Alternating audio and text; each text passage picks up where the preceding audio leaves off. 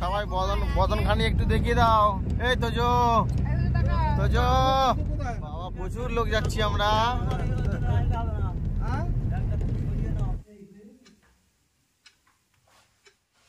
এখন ভোর 3:30 বেজে গেছে আর আমরা অলরেডি রেডি হয়ে গেছি। গাড়ি এবার আসবে, হাওড়া থেকে ট্রেন 6:35-এ। গিন্নি রেডি হয়ে গেছে, এই যে ছোট্টাও রেডি হয়ে গেছে। কিরে রেডি? হ্যাঁ না, এখন একটা পড়বো। পড়বি? জ্যাকেট এখনো পড়বি?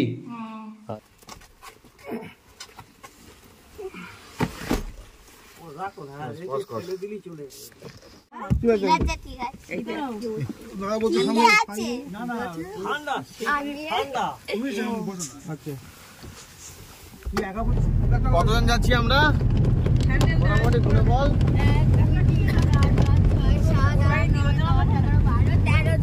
13 জন। এখন বাজে সকাল সকাল না, ভোর 4:30। হাওড়ার উদ্দেশ্যে রওনা দিয়েছি। এমনিতেই সব আস্তে আস্তে অনেকে একসাথে যাচ্ছি তো আস্তে আস্তে দেরি হয়ে গেল। দেরি খুব একটা নেই, কিন্তু ভয় হচ্ছে যদি হাওড়ায় ঢুকতে জ্যামটা হয়, সেই জ্যামে যদি আটকে পড়ে যায় তাহলে সমস্যা। তো হাতে অনেকটা সময় আছে, দেখা যাক।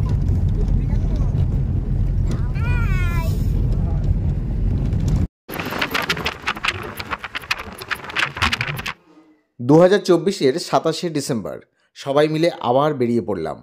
এবারের গন্তব্য ঝাড়গ্রাম বেলপাহাড়ি।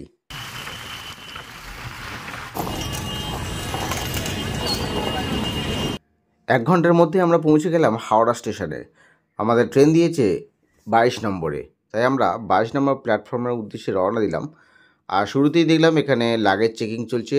লাগেজ চেকিং করে আমরা ঢুকে পড়লাম প্ল্যাটফর্মে। ঘড়িতে তখন বাজে প্রায় 5:40 হবে।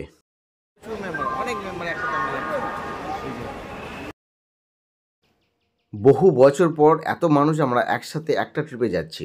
এর আগে আমরা একটা কি দুটো ফ্যামিলি কি ম্যাক্সিমাম 3টে ফ্যামিলি গিয়েছিলাম। আজকে আমরা 5টা ফ্যামিলি একসাথে যাচ্ছি। তো এবারে এই ট্রিপটা ছোট হলেও অল্প দিনের হলেও অনেক বেশি মজা হবে, কেননা এবছর আমরা প্রচুর মেম্বার, অনেক মেম্বার একসাথে যাচ্ছি। 22 নম্বরে আমাদের ট্রেনটা নির্দিষ্ট সময়ের অনেক আগেই দিয়ে দিল, তাই আমরা এখন ট্রেনে ওঠার জন্য প্ল্যাটফর্মের দিকে এগিয়ে যাচ্ছি।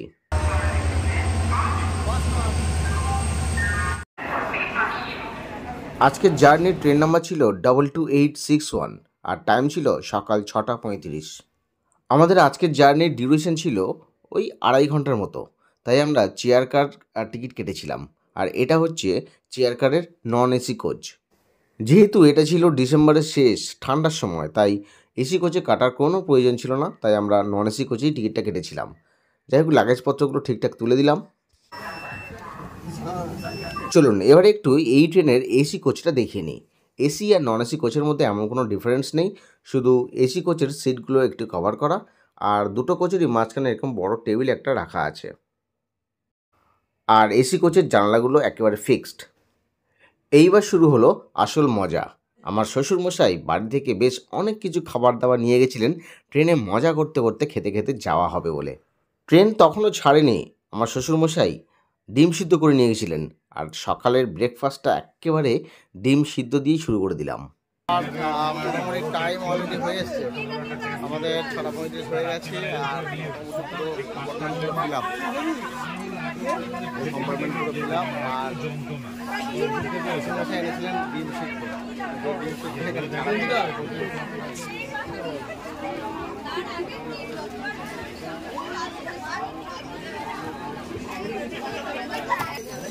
ডিম খাচ্ছে।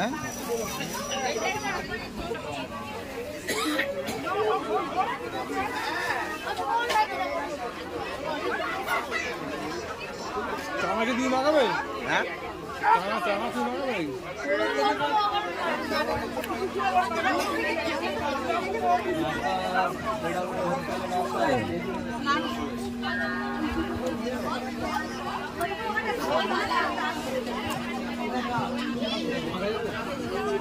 চকলেট কাটলেট ব্রেড অমলেট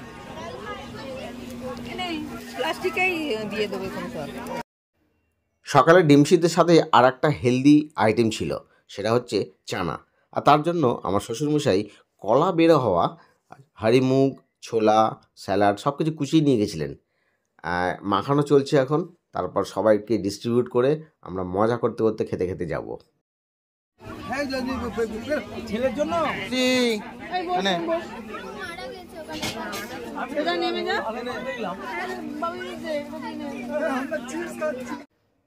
আসলে আমার কাছে জার্নি মানে এইগুলোই মজা। জার্নির এই আনন্দটা সত্যিই মেমোরেবল। এই জন্য কোনো ফ্লাইটে যাওয়া আমার খুব একটা বেশি পছন্দ নয়। ট্রেনের জার্নি সব থেকে বেস্ট লাগে আমার।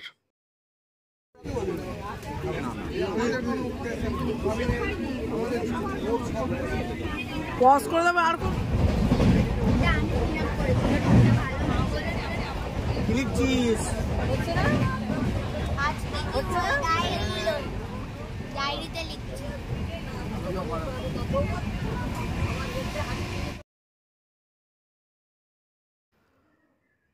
তারপর ট্রেনের মধ্যে হঠাৎ দেখলাম আমার ভাইরা ভাই অনির্বাণদার সাথে আমার দুই বন্ধু কথা বলছে। এটা একটা সারপ্রাইজ ছিল। ওরাও যে এই ট্রেনে আমাদের সাথে এই ট্রিপে যাচ্ছে জানতামই না। এ হচ্ছে পার্থ সিনহা, আমার বন্ধু, পুলিশে চাকরি করে। হ্যাঁ দিন। ব্যাস, এবার চলে আসলো চা। চা কফি ট্রেনের মধ্যে খাওয়া, এটা একটা আলাদা রকমের মজা।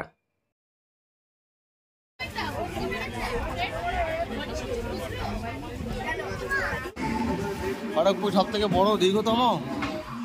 আরে হ্যাঁ, আই লাভ খড়গপুর। 9টা বাজে 10 মিনিট ঢুকলাম খড়গপুর। এত লোক কেন? গল্প গুজব হই হুল্লোড় করতে করতে হঠাৎ বাইরে চোখ পড়ল। বাইরে চোখ পড়তেই দেখলাম শাল গাছের বন। ট্রেন চলছে আর পাশে শাল গাছের বন। বুঝলাম আমরা প্রায় পৌঁছে গেছি ঝাড়গ্রামে।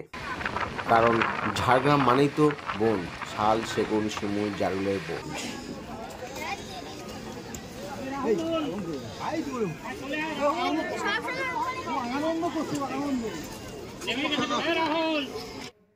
দশ থেকে 15 মিনিট লেট করে আমাদেরকে পৌঁছে দিল ঝাড়গ্রামে। হাওড়া থেকে ঝাড়গ্রামের এই ট্রেন জার্নি দিয়ে আজকের এই ব্লগ এখানেই শেষ করলাম। আবার দেখা হবে পরের একটা ব্লগে। আজকের এই ব্লগটা আপনাদের কেমন লাগলো অবশ্যই কমেন্ট করে জানাবেন। যদি ভালো লাগে একটা লাইক আর একটু শেয়ার করে দেবেন। ভালো থাকবেন সবাই, সুস্থ থাকবেন। ধন্যবাদ।